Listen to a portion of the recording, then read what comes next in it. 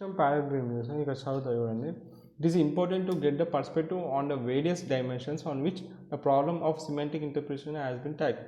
So ఒక semantic interpretation అనే ప్రాబ్లమ్ని ట్యాకిల్ చేయడానికి on important get perspective on వేరే వేరే డైమెన్షన్స్ని మనం పర్స్పెక్టివ్ ఆఫ్ వేరే డైమెన్షన్ని తెలుసుకోవడం గెట్ చేయడం చాలా ఇంపార్టెంట్ కదా.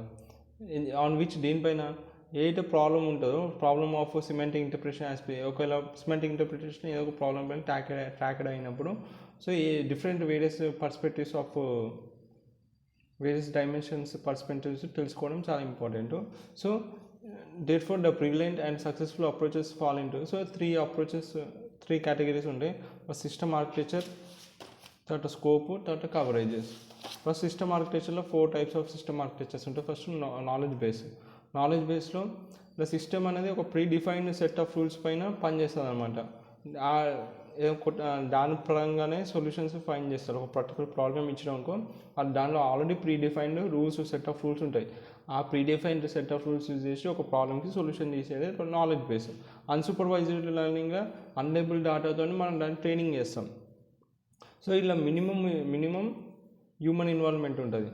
సో ఒక సొల్యూషన్ ఒక పర్టికులర్ అప్లికేషన్కి సొల్యూషన్ ఫైండ్ చేస్తున్నాం, దానిలో మినిమం చాలా తక్కువ హ్యూమన్ ఇన్వాల్వ్మెంట్ ఉంటుంది. వేరే సూపర్వైజ్డ్ లెర్నింగ్లో సూపర్వైజ్డ్ ఆర్కిటెక్చర్లో ఇక్కడ హ్యూమన్ ఇన్వాల్వ్మెంట్ అనేది ఎక్కువ ఉంటుంది.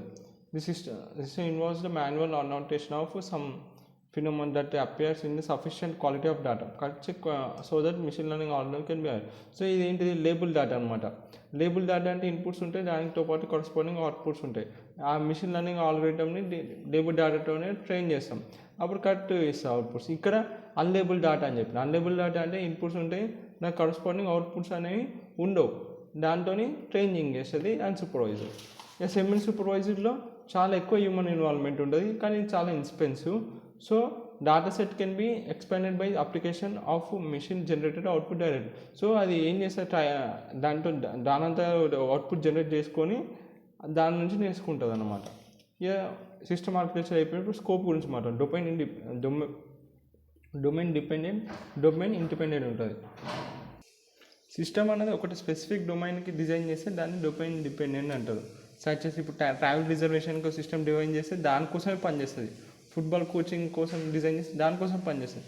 డొమైన్ ఇండిపెండెంట్ అంటే ఒక జనరేట్ డొమైన్ అనుకొని దానికి డిజైన్ చేయం, అన్నిటికీ అప్లికబుల్ అవుతుంది. మల్టిపుల్ డొమైన్స్కి పనిచేసే దాన్ని డొమైన్ ఇండిపెండెంట్ అంటారు.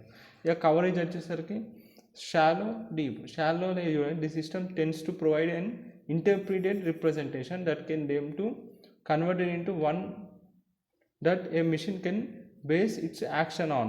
ఓకేనా. whereas deep వచ్చేసరికి the system usually created terminal representation that is directly consumed by the machine అనమాట. ఈ 3 చూసుకోవాలి నువ్వు. ఈ 3 కేటగిరీస్ ఉంటాయి సక్సెస్ఫుల్ అప్రోచెస్కి.